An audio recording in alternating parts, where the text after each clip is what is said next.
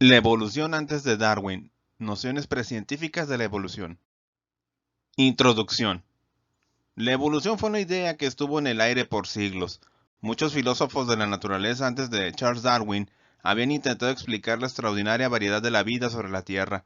Por supuesto, la solución tradicional se refería a lo sobrenatural. La vida era creada en toda su diversidad por un dios o grupo de dioses y los rasgos que permitían a un organismo concreto adaptarse a un nicho ecológico estaban en función del plan del gran creador.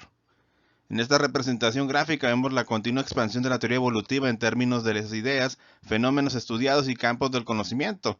La elipse más pequeña representa el darwinismo original, la elipse de tamaño intermedio de la teoría sintética y la más grande la síntesis ampliada. Esta última integra a por lo menos 10 disciplinas científicas adicionales, basado en Kuchera y Niklas 2004 y Piaglucci en 2009.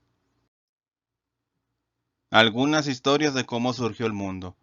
Hay muchos mitos, historias y leyendas que tratan de explicar cómo y por qué surgió la vida y cómo ésta evolucionó. Mencionaremos algunas historias para comprender estas ideas. Para los antiguos habitantes del territorio que actualmente conocemos como México y que los historiadores llaman Mesoamérica, en especial los habitantes del altiplano mexicano, creían que el mundo había vivido bajo 4 soles, cada uno de ellos destruido por alguna catástrofe natural. Reunidos en Teotihuacán, la ciudad de los dioses según el nombre dado por los mexicas, se reunieron los dioses para dar origen al quinto sol. Para ello necesitaban del sacrificio de uno de ellos, que se convertiría en el sol. El dios elegido debía sacrificarse en el fuego, pero se acobardó, por lo que su lugar fue tomado por otro de ellos, un dios humilde, quien sin pensarlo se arrojó y al cabo de un tiempo surgió convertido en el sol. El dios que se acobardó, avergonzado, se arrojó al fuego y salió convertido en la luna. Después los dioses se dieron a la tarea de crear a los hombres a partir del barro. En la mitología griega, el mundo era gobernado por los titanes, hijos de Urano, el cielo, y Gea, la tierra. Ellos gobernaban sobre todos los fenómenos naturales. Pero los hijos de Urano, los futuros dioses reunidos por Zeus, unieron sus fuerzas y vencieron a los titanes. Zeus y sus hermanos se repartieron el cielo, la tierra y el inframundo. Y es que en el antiguo mito griego, Urano devoraba a sus hijos y la esposa de este titán engañó a este con una piedra y escondió a Zeus hasta que él creció y se fortaleció lo suficiente como para sacar del estómago a todos sus hijos, que era donde iban a parar los hijos de Urano, y junto con ellos derrotó a los titanes en la famosa Tatinomaquia. Dos de los titanes más conocidos son Prometeo y Atlas. Prometeo es conocido por ser quien robó el fuego a los dioses y regalarlo a los hombres, a quienes veía vivir de manera miserable y dura. Por su osadía, Zeus, señor del Olimpo, lo castigó encadenándolo a una montaña en el Cáucaso, donde un águila comería eternamente su hígado. Prometeo, según algunos mitos, fue rescatado por Heracles o Hércules para los romanos.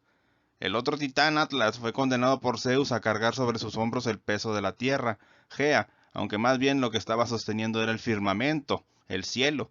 Hércules hace una nueva aparición buscando unas manzanas que Atlas sabía dónde encontrar. Este le dijo que le daría su ubicación si le ayudaba a sostener el peso del firmamento o de la tierra, a lo que Hércules accedió. Atlas, al verse liberado, le da la información pero no quiere volver a su sitio. Hércules, usando una artimaña, le dijo a Atlas que no creía que fuera capaz de sostener el peso del mundo, aceptando Atlas el reto de Hércules, volviendo a cumplir su condena. La Biblia, un compendio de antiguos libros de origen hebreo, recoge la historia del origen del mundo. En el Génesis se narra cómo Dios en una semana crea el mundo y todo lo que hay en él, incluyendo los seres humanos. En el Talmud, antigua Biblia judía, Adán y una mujer son creados al mismo tiempo, pero Adán no la quiso y Dios creó una segunda mujer llamada Lilith. Ella quería ser igual a Adán, pero esto no lo aceptó, por lo que Lilith fue desterrada del jardín del Edén y se convirtió en un monstruo. Eva fue la tercera pareja de Adán. Según el Génesis, Eva le dio a Adán a comer el fruto del árbol prohibido, por lo que Dios los expulsó del jardín del Edén y esto los obligó a vivir de manera dura a la pareja. La evolución en la antigüedad. La evolución, según algunos investigadores, es un problema muy viejo y ciertos textos de historia de la ciencia remontan el problema de la evolución orgánica hasta Anaximandro. De acuerdo con ello, la evolución aparece cuando postuló que el apeirón, principio fundamental del que está conformado el mundo, deviene en calor y en frío, a partir de los cuales se formarán los elementos tierra, aire, agua y fuego, para que con la conjunción de la tierra y el agua se formara lodo, del cual surgirán los primeros seres vivos, cubiertos de escamas como peces, que derivarán en los demás seres vivientes. Efectivamente, una aseveración de tal naturaleza sugeriría el primer antecedente de la evolución. Sin embargo, esto más que una anticipación a una concepción evolucionista, obedece a una lógica distinta, a una visión congruente con esta búsqueda del origen de la realidad como totalidad.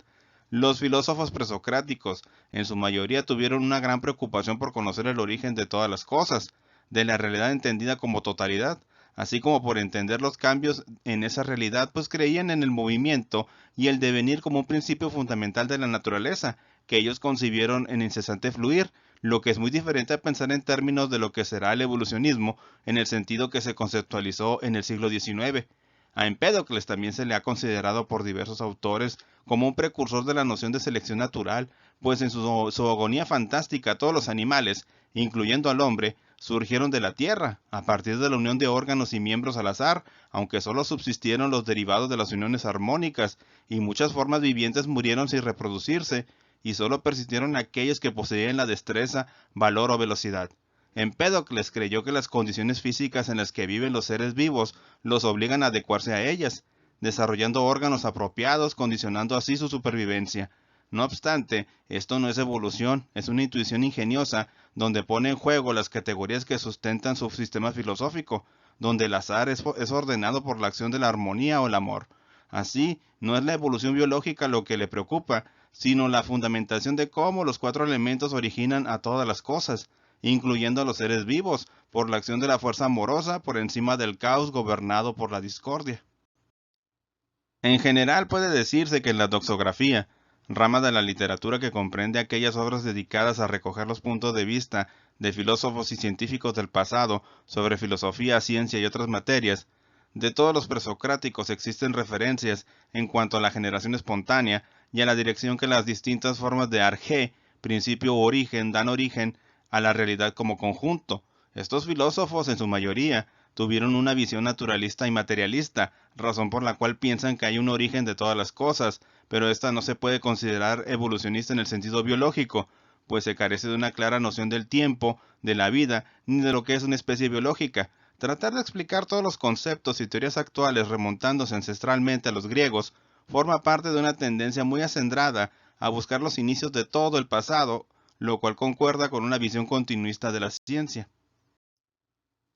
De igual modo, encontramos también en muchos textos la afirmación de que Aristóteles fue el primer evolucionista, ya que postuló la existencia de una gran cadena del ser y por ende de una escala de los seres vivos, con una ascendencia continua que va desde los minerales pasando por plantas y animales hasta el hombre. Sin embargo, este tampoco resulta un enfoque evolucionista, pues Aristóteles piensa en términos de una ordenación del mundo y del ser en general, sin tener una noción clara de lo que es la vida y mucho menos de cómo evoluciona. Su explicación no es transformista, es una derivación de los principios ontológicos que planteó en su obra, la metafísica, y de la existencia de diferentes tipos de alma, lo cual implica distintos niveles de complejidad dentro de su escala de los seres, pero de ninguna manera se trata de una explicación en el terreno de lo biológico. La preocupación en esta etapa se centra en el origen de la realidad en su conjunto y en cuanto a los vivientes, se trata de la generación de los seres, vista como algo sincrónico, ya sea de los organismos que existen aquí y ahora, generación espontánea o generación reproductiva, o bien de la aparición inicial de los seres vivientes como consecuencia de un evento único, teogonía, zoogonía o creación divina. Si se hablara de origen, sería un origen sin evolución, donde la participación del tiempo es concebida en la estrecha escala de la genealogía individual o parental, tal como en los esquemas de la mitología. Unos dioses son hijos de otros, por lo que se trata de una escala del tiempo diferente a la del tiempo evolutivo. Como Ernst Mayr apunta, no existe probablemente una tribu en el mundo que no tenga un mito acerca del origen del hombre, de los árboles, del sol, o bien del mundo como un todo. Serpientes enormes o aves gigantes, un pez, un león o algunos otros organismos con poderes o capacidades de generación sobrenaturales fueron el campo de acción de las fuerzas implicadas en tal tipo de origen. Cuando se desarrollaron las religiones, los dioses, como deidades concretas como Zeus, Atenea o Poseidón, crearon las cosas y la vida.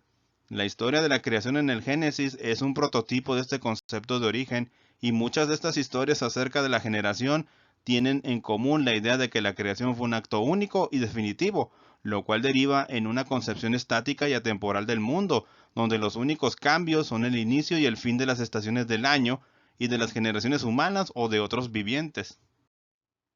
En la Edad Media es evidente una notable influencia del pensamiento aristotélico y las nociones fijistas, sustentadas en el esencialismo. Durante el Renacimiento, en muchos pensadores hay la idea de mutabilidad de las especies. Francis Bacon, pionero del método inductivo, en una obra utópica titulada Nova Atlantis, dice que espera que las experiencias futuras destinadas a modificar las especies lograrán dilucidar cómo éstas se han engendrado y modificado. Gottfried Leibniz, en su Protogea, sugirió que las especies están sometidas a cambios, aunque originalmente afirmó que natura non facit saltum, la naturaleza no procede por saltos. Supuso que en alguna parte del cosmos han de existir especies intermedias entre los simios y el hombre. Benoît de Maillet fue un escritor y diplomático que en su obra Telamied, que es un anagrama de su apellido, pretendió actualizar las ideas expresadas por Anaximandro 24 siglos antes, afirmando que la cuna de todos los tipos de vida es el océano universal, que los animales terrestres provienen de los animales marinos, las aves descienden de los peces voladores, los leones de las focas y el hombre del tritón, llamado Homme Marín, el compañero de la legendaria sirena. Esta versión ingenua se complementó con la idea de que tales transformaciones se produjeron bajo la acción de factores ambientales y que se transmitieron hacia la descendencia. De la Maitri consideraba al hombre y a los animales como una sola creación, todos máquinas. Tanto animales como humanos somos máquinas y diferimos de los animales tan solo como lo es un mecanismo superior de otro inferior. Jean-Jacques Rousseau, en su discurso sobre la desigualdad 1775, definió la diferencia entre los hombres y los animales, diciendo: puede que los animales no sean más que máquinas ingeniosas conducidas por el instinto a comportarse en formas predecibles. Los hombres han incorporado a este mecanismo de algún modo los atributos de un agente libre. Los hombres pueden decidir actuar o no actuar en una situación dada, y esta capacidad no puede ser explicada por las leyes de la mecánica. Hasta esta enumeración de autores y obras no hay transformismo ni evolución. Se menciona una relación del hombre con los animales, pero solo eso, el eje del tiempo no se encuentra en lo absoluto presente. El diseñador inteligente. Por siglos la Biblia, junto con los escritos de Platón, Aristóteles y de otros filósofos e investigadores griegos, fueron usados como textos oficiales que explicaban el funcionamiento de la naturaleza, por lo que se convirtieron en dogmas de fe y era peligroso criticar e indagar en la verdad de estos saberes. Según esta visión, los seres vivos fueron creados en un solo evento y sufrieron algunas catástrofes, como el diluvio universal, que ayudaba a explicar por qué se encontraban restos de animales o plantas cuando se realizaban excavaciones. Dios tenía un plan para todos los seres y por ello se decía que debía de existir una inteligencia universal o omnisciente que creó todo. Aunque el origen del razonamiento desde el diseño se remonta a Cicerón, se le atribuye a William Paley, un pastor protestante inglés, quien en un tratado publicado en 1802 equiparó la complejidad de la vida con la de un reloj encontrado en un prado, cuya simple existencia presupone a su vez la existencia de un relojero. Esta teoría se convirtió rápidamente en un elemento de la ortodoxia científica e incluso Darwin lo compartió en los inicios de su trayectoria profesional. Sin embargo, para el filósofo escocés David Hume, siglo XVIII, el razonamiento desde el diseño conduce en última instancia a la pregunta siguiente: ¿quién diseñó al diseñador? La ausencia de una explicación obvia desde el punto de vista natural es una pobre razón para no seguir investigando. Los implicados en esta controversia, desde Paley hasta los denominados creacionistas del diseño inteligente, argumentan en esencia: no lo sé, de manera que todo debe de proceder de Dios. Como forma de razonamiento, no es un buen sustituto de la ciencia. Preformación. La primera referencia con respecto al uso de la palabra evolución hacía mención de lo que era el desarrollo embriológico. Sin embargo, su primer uso en cuanto al desarrollo de especies se dio en 1762, cuando Charles Bonnet lo usó para su concepto de preformación, en la cual se usaba como referencia una forma miniatura de todas las generaciones futuras. El término ganó más adeptos que lo vinculaban con el crecimiento o desarrollo progresivo. Transformismo. Más tarde, en el siglo XVIII, el filósofo natural francés Georges-Louis Leclerc Buffon Sugirió que lo que la mayoría de gente denominaba especies en realidad solo eran variedades marcadas y modificadas por factores ambientales a partir de una forma original. Por ejemplo, creía que los leones, tigres, leopardos y gatos domésticos podían haber tenido un antepasado común. Especulaba que las aproximadamente 200 especies de mamíferos hasta entonces conocidas podrían haber descendido de solo 38 formas originales. Las ideas evolucionistas de Buffon eran limitadas. Creía que cada una de las formas originales había aparecido por generación espontánea y que les daban forma a unos moldes internos que limitaban la cantidad de cambios. Buffon fue uno de los principales naturalistas del siglo XVIII y sus obras Historia Natural y las épocas de la naturaleza tuvieron una enorme influencia. En ellas exponía teorías bien desarrolladas sobre un origen completamente materialista de la Tierra, así como sus ideas cuestionando la fijación de las especies. Entre 1767 y 1792, James Burnet Lormont Baudot incluyó en sus escritos no solo la idea de que los hombres habían descendido de los primates, sino también que en respuesta a su medio, los animales habían encontrado maneras de transformar sus características a lo largo de grandes períodos. Erasmus Darwin, abuelo del creador de la teoría de la selección natural, escribió numerosos poemas didácticos con poca difusión, aunque al final de su vida publicó Zoonomía, or Laws of Organic Life, 1794-1796, donde propone que el espermatozoide o animálculo, un sencillo filamento dotado de sensibilidad y movimiento, es el elemento primordial de la materia viva. Al respecto escribió que si se tiene en cuenta la esencial analogía en la estructura de los animales de sangre caliente, y si se consideran los notables cambios que sufren en un pequeño intervalo de tiempo antes y después de su nacimiento, no parece entonces temerario suponer que en el enorme intervalo transcurrido desde la creación del mundo, todos los animales de sangre caliente descendieron de un único filamento vivo, a quien la causa primaria había dotado de la facultad de adquirir nuevas partes. Una de las preocupaciones de Erasmus Darwin fue la causa de la variabilidad de las especies, la cual atribuyó parcialmente a los factores externos. Así, al domesticarse los conejos y las palomas, cambiaron formas y colores. Las ovejas en los países cálidos pierden la lana, las liebres y las perdices en las regiones cubiertas de nieve adquieren el color blanco durante el invierno. Sin embargo, en los cambios orgánicos también intervienen los cruzamientos entre las distintas especies y factores internos, tal como el esfuerzo que realizan los seres para satisfacer sus instintos de conservación y reproducción. Entre sus ejemplos se incluye el elefante cuya nariz se alargó en forma de trompa para permitirle alcanzar las ramas altas de los árboles o tomar agua del fondo de los lechos de los ríos, sin tener que doblar sus rodillas. Los pájaros adquirieron alas y los peces aletas para huir de sus enemigos naturales, y los machos de diversas especies desarrollaron armas para la lucha por la posesión de las hembras, cuernos de ciervos, espolones de gallos, etc. De acuerdo con esto, se adquirieron todas estas modificaciones por el esfuerzo de los animales a través de los siglos, con una influencia indirecta de los factores externos. Para Maupertius, la naturaleza era demasiado heterogénea como para haber sido creada por diseño. Su perspectiva materialista y mecanicista, debido a su conocimiento de las teorías newtonianas y sus conocimientos en torno a la herencia, le permitieron desarrollar una teoría de la vida muy próxima al muy posterior mutacionismo de Hugo de Vries, 1848-1935.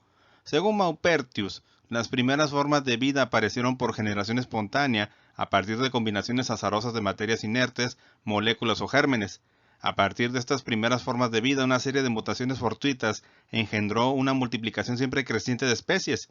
Maupertius llega incluso a postular la eliminación de los mutantes deficientes, convirtiéndose así en un antecedente de la teoría de la selección natural. Junto a esta idea, surgió el transformismo del conde de Buffon, limitado al interior de las especies. Si bien Buffon especula sobre la posibilidad de un tipo original de donde habrían descendido el resto de los animales mediante transformaciones morfológicas, finalmente rechaza esta hipótesis basándose en la constancia de las especies y la infertilidad de los híbridos. La tesis de que Buffon era un evolucionista convencido que corrigió sus opiniones por miedo a la Iglesia no es aceptada ya por ninguno de los expertos en la obra de Buffon. Como señala Russell, Buffon refuta la posibilidad transformista apelando a criterios racionales y no a un acto de fe. Para él, las degeneraciones han podido afectar tan solo al tipo original de una especie por influencia especialmente del clima. No obstante, sus cuestionamientos de la constancia absoluta de la especie sus reflexiones sobre la historia de la Tierra, la fecundidad de los híbridos, el papel del medio y la biogeografía, abrirá la vía a la biología lamarckiana. En su obra de la Nature, 1761, Robinet formuló la idea de que los organismos vivos se transforman formando una cadena ininterrumpida, idea que desarrolla en sus consideraciones filosóficas de la gradación de las formas, publicadas en 1768 y 1769. Entre 1767 y 1792, James Burnet, Lord Monboddo postuló la idea de que el hombre había derivado de los primates y que los animales, ante un medio cambiante, amoldarían sus características a lo largo del tiempo en respuesta a dicho cambio, con base en la variedad de sus características. Sus principales trabajos se centraron sobre todo en el estudio de la evolución del lenguaje, donde explica su surgimiento y desarrollo con ideas que anticipan al principio de selección natural. Fue el primero en señalar la ventaja selectiva que daba el lenguaje al ser humano. Parece ser que influyó en los trabajos de Erasmus Darwin. Los fósiles. En 1796, Georges Cuvier publicó sus descubrimientos sobre las diferencias entre los elefantes vivos y los que aparecían en el registro fósil.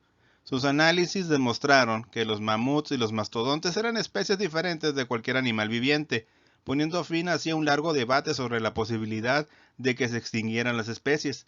En 1788, James Hutton describió procesos geológicos graduales que funcionaban constantemente a lo largo del tiempo profundo. William Smith comenzó el proceso de ordenar estratos rocosos mediante el análisis de los fósiles de las capas mientras trabajaba en su mapa geológico de Inglaterra. Georges Cuvier y Alexandre Brongniart publicaron un influyente estudio de la historia geológica de la región circundante de París, basado en la sucesión estratigráfica de las capas de roca. Estas obras contribuyeron a determinar la antigüedad de la Tierra. Cuvier defendía el catastrofismo para explicar los patrones de extinción y sucesión de la fauna que revelaba el registro fósil. El conocimiento respecto al registro fósil continuó avanzando rápidamente durante las primeras décadas del siglo XIX. En la década de 1840, los grandes rasgos de la escala geológica estaban quedando claros, y en 1841 John Phillips dio nombre a 3 grandes eras basándose en la fauna predominante en cada una. El Paleozoico, dominado por los invertebrados marinos y los peces; el Mesozoico, la edad de los reptiles; y la actual, el Cenozoico, era de los mamíferos. Esta visión progresiva de la historia de la vida fue aceptada incluso por geólogos ingleses conservadores, como Adam Sedgwick y William Buckland. Sin embargo, otros como Cuvier atribuían la progresión a episodios catastróficos repetidos de extinción seguidos de nuevos episodios de creación. A diferencia de Buckland y algunos otros defensores de la teología natural entre los geólogos británicos se esforzaron para relacionar explícitamente el último episodio catastrófico propuesto por Cuvier al diluvio bíblico. Charles Lyell y el uniformismo. Entre 1830 y 1833, Charles Lyell publicó su obra de varios volúmenes, Principios de Geología, que a partir de las ideas de Hutton defendía una alternativa uniformitarianista a la teoría catastrofista de la geología. Lyell afirmaba que en lugar de ser el resultado de eventos cataclísmicos y posiblemente sobrenaturales, los rasgos geológicos de la Tierra se explican más fácilmente como resultado de las mismas fuerzas geológicas graduales que se observan hoy en día, pero actuando a lo largo de periodos inmensamente largos. Aunque Lyell se oponía a las teorías evolucionistas, cuestionando incluso el consenso que el registro fósil demuestra una progresión auténtica, su concepto de que la Tierra era modificada por fuerzas que actuaban gradualmente sobre un periodo largo, así como la inmensa edad de la Tierra que asumían sus teorías, influyó a muchos futuros pensadores evolucionistas como Charles Darwin. Transmutación de las especies. Jean-Baptiste Lamarck propuso en su Filosofía zoológica de 1809 una teoría de la transmutación de las especies. Lamarck no creía que todos los seres vivos compartían un ancestro común, sino que las formas de vida sencillas son creadas constantemente por generación espontánea. También creía que una fuerza vital innata impulsaba a las especies a ser más complejas a lo largo del tiempo, avanzando por una escala lineal de complejidad relacionada con la escala de la naturaleza. Lamarck reconoció que las especies estaban adaptadas a su ambiente. Explicó este hecho diciendo que la misma fuerza innata que impulsaba el aumento de la complejidad hacía que los órganos de un animal o planta cambiaran según el uso o desuso de estos órganos, al igual que los músculos se desarrollan o atrofian según el ejercicio que hagan. Argumentaba que estos cambios podían ser heredados por la generación siguiente, produciendo una lenta adaptación al medio, Este mecanismo de adaptación secundario por la herencia de rasgos adquiridos sería conocido como lamarquismo e influiría en las discusiones de la evolución hasta el siglo XX. Una escuela radical británica de anatomía comparada, que incluía al anatomista Robert Grant, tuvo un contacto muy estrecho con la escuela francesa de Lamarck del transformacionismo. Uno de los científicos franceses que influyó a Grant fue el anatomista Etienne Geoffroy Saint-Hilaire, cuyas ideas sobre la unidad de las diferentes configuraciones corporales de los animales y la homología de ciertas estructuras anatómicas serían ampliamente influyentes y llevarían a un intenso debate con su colega Georges Cuvier. Grant se convirtió en una autoridad en la anatomía y reproducción de los invertebrados marinos. Desarrolló las ideas de Lamarck y de Erasmus Darwin sobre la transmutación y el evolucionismo, e investigó las homologías para demostrar la descendencia común. Como joven estudiante, Charles Darwin se unió a Grant en investigaciones del ciclo vital de animales marinos. En 1826, un documento anónimo escrito probablemente por Robert Jamieson alabó a Lamarck por haber explicado cómo los animales más altos habían evolucionado de los gusanos más simples. Esta fue la primera utilización de la palabra evolucionar en su sentido moderno. En 1844, el editor escocés Robert Chambers publicó anónimamente un libro extremadamente controvertido pero muy leído, titulado Vestiges of the Natural History of Creation. Este libro proponía un escenario evolucionista para el origen del sistema solar y de la vida en la Tierra. Afirmaba que el registro fósil indicaba que hay una ascensión progresiva de los animales y los animales actuales son ramas de una línea principal que lleva progresivamente a la humanidad. Implicaba que las transmutaciones llevan a la ejecución de un plan preconcebido que había sido tejido en las leyes que gobiernan el universo. En este sentido era menos materialista que las ideas radicales de Robert Grant, pero su implicación que los seres humanos solo eran el último peldaño en la ascensión de la vida animal ofendió a muchos pensadores conservadores. El alto perfil del debate público sobre Vestige, con su presentación de la evolución como un proceso progresivo, tuvo una amplia influencia en la percepción de la teoría darwiniana una década más tarde. Las ideas sobre la transmutación de las especies estaban asociadas con el materialismo radical de la Ilustración y fueron atacadas por pensadores más conservadores. Georges Cuvier atacó las ideas de Lamarck y Geoffroy Saint-Hilaire, estando de acuerdo con Aristóteles en que las especies eran inmutables. Cuvier creía que las partes individuales de un animal estaban demasiado estrechamente relacionadas como para que una de ellas cambiara independientemente de las otras, y argumentaba que el registro fósil mostraba patrones de extinciones catastróficas seguidas de repoblaciones, y no un cambio gradual a lo largo del tiempo. También indicó que los dibujos de animales y las momias de animales de Egipto, que tenían miles de años de antigüedad, no presentaban ninguna diferencia respecto a los animales modernos. La fuerza de los argumentos de Cuvier y su reputación científica hicieron que las ideas transmutacionales permanecieran marginales durante décadas. En Gran Bretaña, la filosofía de la teología natural permaneció influyente. El libro de 1802 de William Paley, Natural Theology, con su famosa analogía del relojero, fue escrito al menos parcialmente como respuesta a las ideas transmutacionales de Erasmus Darwin. Los geólogos influidos por la teología natural, como Buckland y Sedgwick, tomaron la costumbre de atacar las ideas evolucionistas de Lamarck, Grant y The Vestige of the Natural History of Creation. Aunque el geólogo Charles Lyell se oponía a la geología sacra, también creía en la inmutabilidad de las especies, ya que sus principios de geología, 1830-1833, criticaron el desarrollo de las teorías lamarckianas.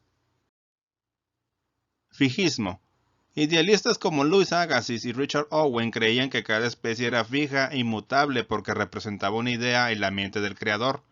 Pensaban que las relaciones entre las especies podían ser discernidas a partir de patrones del desarrollo embriológico, así como el registro fósil, pero que estas relaciones representaban un patrón subyacente de pensamiento divino, con una creación progresiva que llevaba a una mayor complejidad y culminaba con la humanidad. Owen desarrolló la idea de arquetipos de la mente divina que producen una secuencia de especies relacionadas para homologías anatómicas, como los miembros de los vertebrados.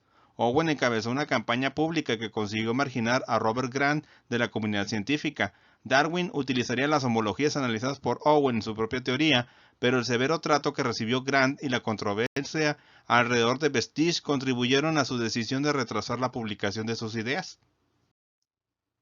Antecesores de la selección natural. Varios autores anticiparon aspectos de la teoría de Darwin y en la tercera edición del origen de las especies publicada en 1861, Darwin llamó a aquellos de los que tenía conciencia en un apéndice introductorio, un esbozo histórico del progreso reciente de la opinión sobre el origen de las especies, que amplió en ediciones posteriores.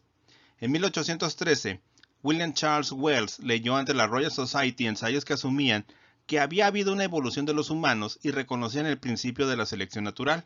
Charles Darwin y Alfred Russel Wallace no estaban al corriente de esta obra cuando publicaron conjuntamente su teoría en 1858, pero Darwin reconoció más tarde que Wells había reconocido el principio antes que ellos, escribiendo que la obra Informe sobre una hembra blanca, de la cual una parte de la piel se asemeja a la de un negro, fue publicada en 1818 y que él reconoce claramente el principio de la selección natural, y este es el primer reconocimiento del ser indicado, pero solo lo aplica a las razas humanas y únicamente a ciertos rasgos. Cuando Darwin estaba desarrollando su teoría, fue influido por el sistema natural de clasificación de Agustín de Candolle, que enfatizaba la guerra entre especies competidoras. Patrick Matthew escribió en su críptico libro Naval Timber Arboriculture, 1831, sobre una adaptación continua de la vida en las circunstancias y sobre que la descendencia de los mismos padres bajo circunstancias muy diferentes pueden en varias generaciones ser incluso especies diferentes, incapaces de reproducirse entre ellas. Charles Darwin descubrió esta obra tras la publicación inicial del Origen. En el breve esbozo histórico que Darwin incluyó en la tercera edición dice que, desafortunadamente, la idea fue expuesta por el señor Matthew muy brevemente en un apéndice de una obra sobre un tema diferente. Sin embargo, vio claramente toda la fuerza del principio de la selección natural. Es posible observar toda la historia de la biología desde los antiguos griegos hacia adelante y descubrir anticipaciones de casi todas las ideas claves de Darwin. Sin embargo, como dice el historiador de la ciencia Peter J. Bowler, con una combinación de teorías audaces y una evaluación detallada, Darwin encontró un concepto de la evolución que era único en su tiempo. Bowler continúa diciendo que la simple prioridad por sí sola no es suficiente para asegurarse un lugar en la historia de la ciencia. Hay que desarrollar una idea y convencer a los demás de su importancia para que tenga un impacto real. En su ensayo sobre la recepción del origen de las especies, Thomas Henry Huxley dijo: la sugerencia de que las nuevas especies podrían resultar de la acción selectiva de condiciones externas sobre las variaciones del tipo específico que presenta cada individuo y que calificamos de espontáneas porque lo ignoramos en causa, es tan desconocido por el historiador de las ideas científicas como lo era por los especialistas biólogos antes de 1858. Sin embargo, esta sugerencia es la idea central del origen de las especies y contiene la quintesencia del darwinismo. Y así concluimos este video. Espero que la información que han recibido sea de su interés y agrado. Por mi parte no queda más que agradecerles y esperarlos en el siguiente. Muchas gracias y hasta pronto.